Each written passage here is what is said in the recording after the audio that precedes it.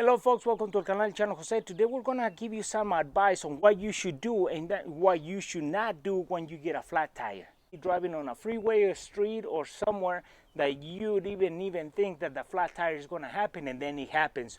So today we're gonna give you a few pointers on what you should do and should not do. So that way, if this happens to you, you at least are a little bit more prepared, and that way you can get back into the driving or regular routine. So the first thing you gotta do is that when you get a flat tire, what you gotta do is you gotta start slowing down and do not get nervous, because this is something that will happen eventually. But you wanna be prepared when this happens. You don't wanna get nervous, and then you wanna start slowing down the car so you can start getting over and you can get to the shoulder so you can pull over without causing an accident, and then stop in a safe zone, and that way you can start assessing the situation. Another thing you should not do is keep on driving at high speed with a flat or a low pressure tire, because now what you can do is the wheel is going to damage that tire, and if you got expensive tires, now you got to replace the tire because you damaged it yourself, not because of the puncture. But if you slow down and you pull over, you have a chance in putting the spare tire on, while you can take that tire to the tire shop and get it repaired, and you can put it back on your car. Also, by running that tire on low pressure, you can damage your wheels, and if you got expensive wheels, now you got a damaged wheel on that lip that you got to replace because you didn't slow down and pull over to the side. So bad tire, bad wheel, now you're spending a couple $100, or if not more, because you didn't slow down and pull over to the side when the tire gave you a chance to pull over. Now you got a bad tire and bad wheel, more money out of your pocket. One thing you should do is that you should check if your car has a spare tire for whenever you need it, is there ready to go. Another thing is to check the pressure on the tire or the spare tire, so whenever you need it, is ready to go, and you don't end up putting a spare tire that is low on pressure, and now you gotta wait for the tow truck or for somebody to come over and assist you. Another thing you should check is if your car is equipped with the tire iron or the tools to take the tire off or lift the car, for example the jack, because if you don't have a jack or a tools to take off those lug nuts, now you're going to end up in a deeper problem, and you're going to have to wait for a tow truck. Check for the pressure on your spare tire and see if you got a spare tire on the car, and check for the tools and the jack to see if they're there, because if you're going to need them one day, you want to make sure that these things are ready to go and you can come out of the situation quicker than you think. Another thing you should do when you get a flat is that you should, once you take that tire off and you put the spare on, now what you should do is leave those nails or screws or screw that has penetrated that tire on. Don't pull them off yourself, because once you take the tire to the tire shop, they can physically see where the object has penetrated into the tire. They can assess the tire, see if it can be repaired or it needs to be replaced depending on the puncture. So if you take the object out of the tire, now they're going to be guessing where the puncture was, and now you're probably going to be spending more time at the tire shop because they're going to have to look where the puncture was. So leave that object on the tire so they can take care of it and assess it if the tire can be fixed or it needs to be replaced. So another thing that we might be doing is that once we get a flat, some of us, we might be able to use these products. These are Fix-A-Flat, or some of those products that they have this gel or this liquid that is under pressure, and then we can feed it into the tire and then can inflate the tire just to get us from that out of that trouble, so we can at least drive to a safe point or to a next town, so we can fix the tire or change the tire.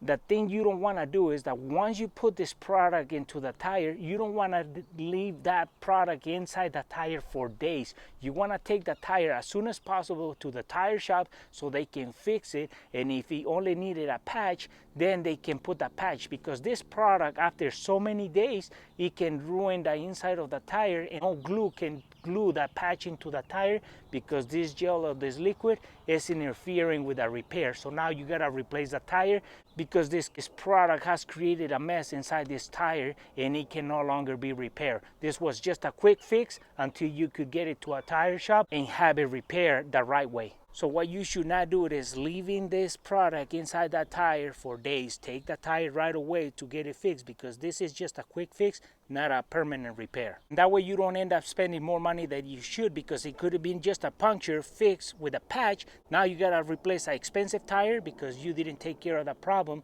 right away, because this liquid is gonna ruin that tire. So another thing I would do is that once I'm in the side of the road, because I got a flat tire on my car and I stop in a safe zone, but the freeway is busy, what I would do is I would step out of the car, jump over the barrier, and move over to a safer zone and leave my car on the safe zone. Most times or sometimes cars get rear-ended even if they're on a safe zone in a busy freeway. So why waiting inside your car when it's in the daylight and you can move, you get out of your car and go wait in a safer zone until that roadside assistance get there, so that way you don't end up in the hospital just in case your car gets rear-ended. Your car is not going anywhere because of the flat. Why wait inside the car if it's a busy freeway and it can get rear-ended? But sometimes it's understandable that you cannot wait outside your car. So it might be cold, rainy, or whatever reason, or you're in a zone where there might be wildlife and then you don't want to get bitten by a snake or some other stuff. So sometimes you do have to wait inside your car. If you can, wait outside.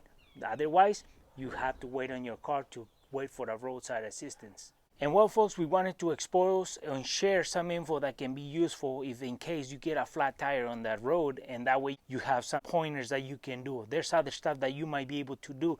Basic pointers can be really helpful. And the first thing you gotta do is you just stay calm, don't get nervous, and you just wanna pull over to the side safely, and that way you can assess what you gotta do. And if you have everything on the car, you are gonna be able to change the spare or wait for the tow truck to come in and take that care of your situation, so that way you can start getting home safe.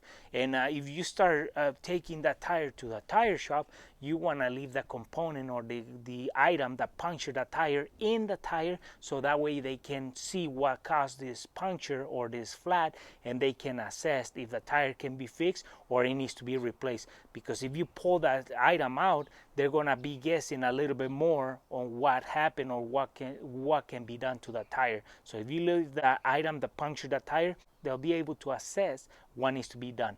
And also, you don't want to leave once you pour some chemicals or those products to fix the flat on the spot, you don't want to leave those chemicals or those products inside there for a long time. And for those folks, hopefully this info is useful. And for those folks who are watching our video, haven't subscribed to our channel, please subscribe. If you like our video, give us thumbs up, share it, and we'll see you soon with more videos here on el canal El Chano Jose.